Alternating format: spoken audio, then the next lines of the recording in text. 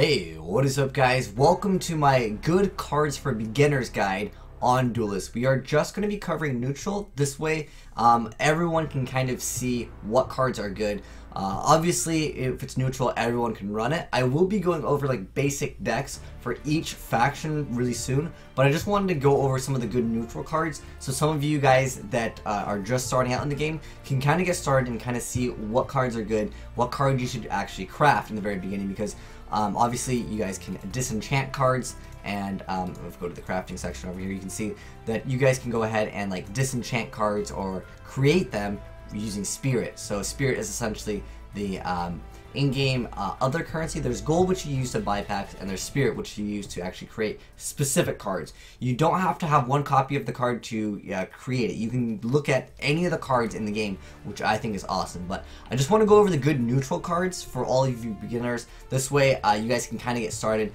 Some of the cards you already have access to, but if you don't, you guys can go ahead and create them. As far as creating them, I'm just going to go over the common cards. The reason why I'm going to go over just the common cards is because this video is for beginners.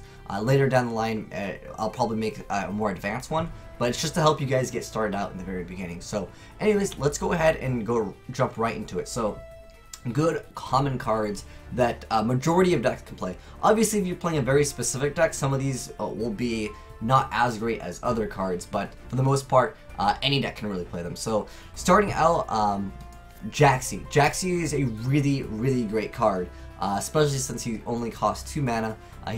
When he dies, his dying wish is that he gets to summon a 1/1 range mini Jax in a random unoccupied corner. So what that forces your opponent to do is they'll have to use a certain card, or they'll have to use their ability.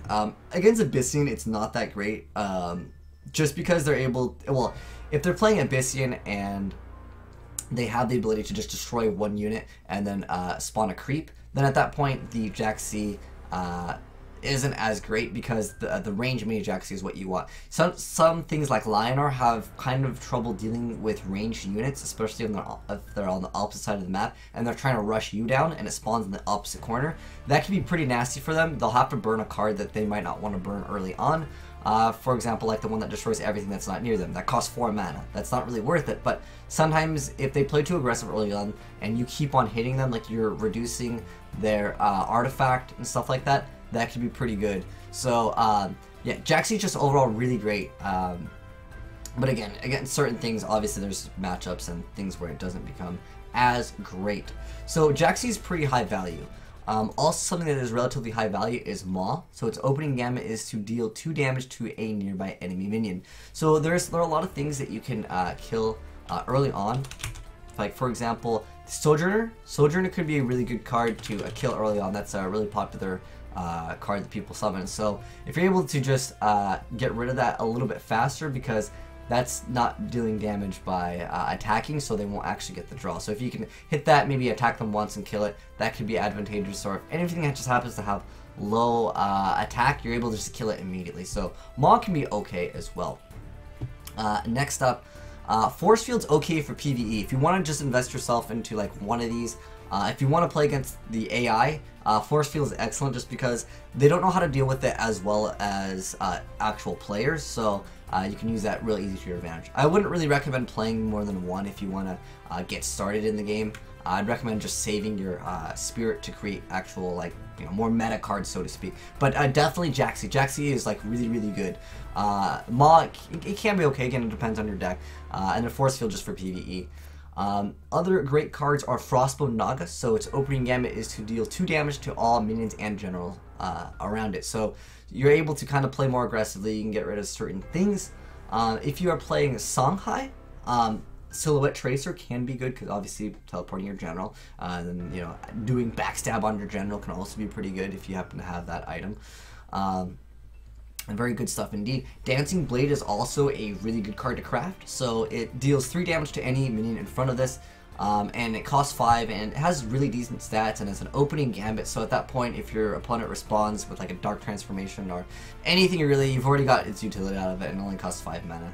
So it's not like a hefty investment, and it is able to, you know, do its work pretty well.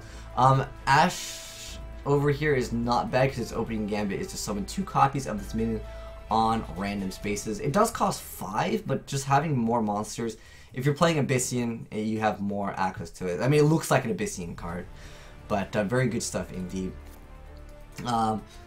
The first sword of Arcane is also decent. The reason why I think it's really good in Abyssian is just because you can have a bunch of the Wraithlings, and then obviously from there you're good to go.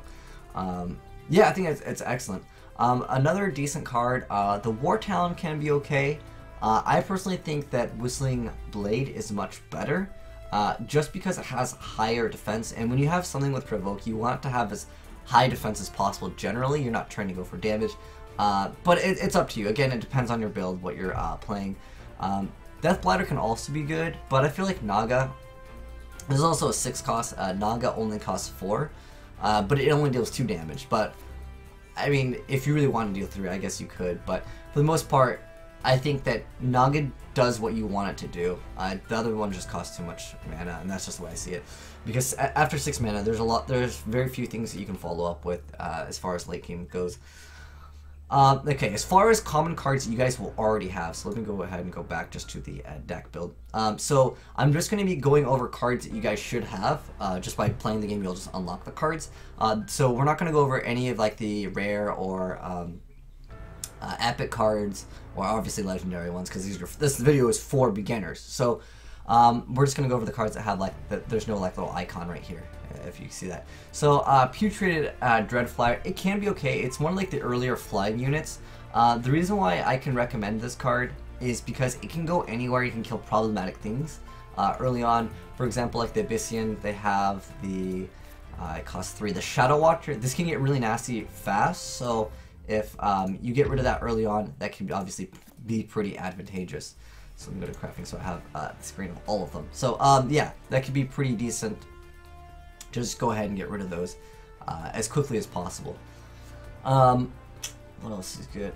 Blood Tier Alchemist can also be pretty decent. There's another card that you'll start out with, and so its effect is it deals 1 damage to an enemy minion or general. Again, if it has really low defense, then you can just kill something immediately, and you'll be good to go. Oh, this Planar Scout. Some people were using it early on just to get the like early mana, but it's not worth it. I thought I was like, wow, you just steal all of the mana early on in the game. But the problem with this is that it's still a card at the end of the day, so I can't really recommend that card too much. Unless there is a Songhai card that lets you draw every time you use a card, and if it's only 1, you're airdropping it. Maybe you can try to make a build specifically for like airdrop ones, but pretty much I wouldn't recommend it. Rock Pulverizer is an okay card just because it has Provoke early on, but I really think that you're gonna have a much better time using like Jaxi or something, because even though this is an early Provoke, you're not gonna have that much of a threat on board usually early on in the game. So at that point, I mean, yeah, you could throw it on Provoke like later, and it only costs 2, which can be technically nice, but in the later stages of the game, they're just going to destroy this instantly, and then after that, you'll have a bad time. But a really great card. I really recommend you guys to at least, if you don't have anything to dispel, the Ephemeral Shroud is really, really good. I can't tell you guys how many times this card has like 1 games, just because you're able to negate an effect. So dispel means that it's negating whatever you're getting rid of, whatever you decide to target. For that, but anyways, its opening gambit just lets you dispel 1. It's a 2/2/2, so it's like the stats are like irrelevant, but it dispels 1. That's all you need to know. That's a really, really great card early on in a game or late in the game, just to get rid of certain things. Which Crimson Kills is a comment, but this is really good against Abyssian, but it's not a card that you guys will start out with. So obviously, yeah, that's something you're gonna have to look into. I saw a lot of like players in like lower MMR. They were playing Blazehound. It is another common card, but you don't really want to let your opponent draw cards unless they already have 6, and at that point they just go minus. But I don't recommend playing Blazehound for the most part if you're just starting out in the game, because you're gonna end up going basically minus. Repulsor Beast can be okay.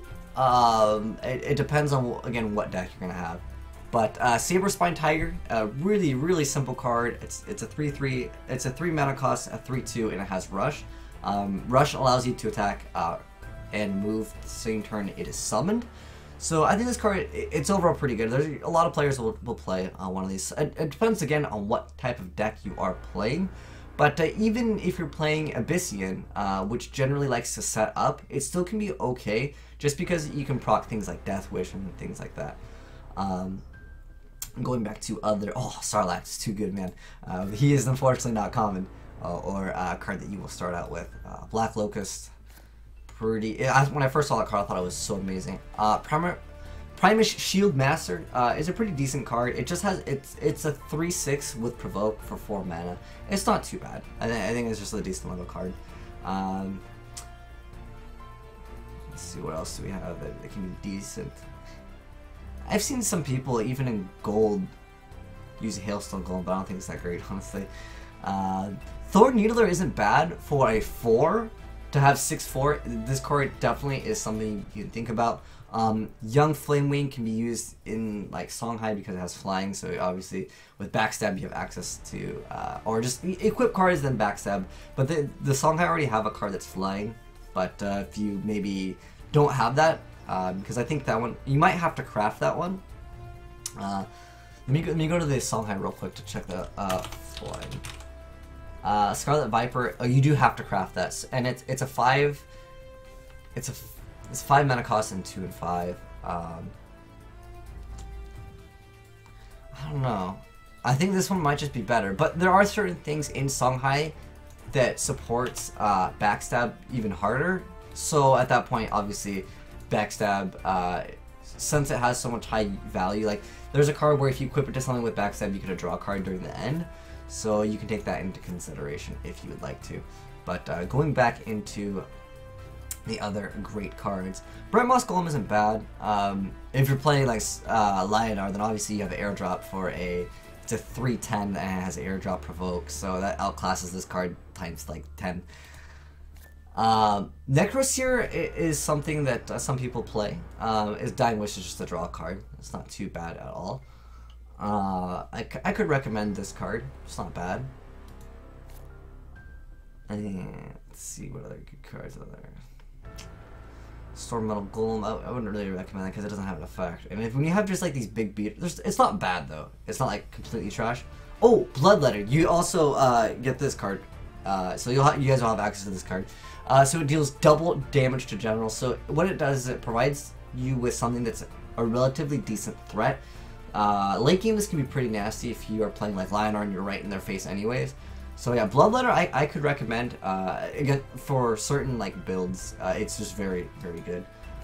And then we already talked about the first sword of Arcane. And that's pretty much it. Dragon Ball I don't recommend just because it costs 7 and it has good stats though, right? But the thing is, like, it doesn't have an ability, and more than likely it's going to get like destroyed, especially late game, by stuff that has effects. And at the late game, all of the generals will have their abilities up, every single turn. So at that point, it just doesn't have as high value as some other like cards later in the game. But hope this helps some of you guys out, get a good grasp of what you should actually craft in the very beginning. Like I said, I'll be doing like early like basic decks that have like, they might have a few like rares, because like you can craft some of the rares. But I hope this helps you guys get started, whatever faction you're playing with all of these neutral cards that I mentioned. Have some fun with it, and if you guys felt like I missed out on any other great cards that were neutral, definitely let me know in the comment section below. But anyways, thanks for watching guys, and I'm signing out.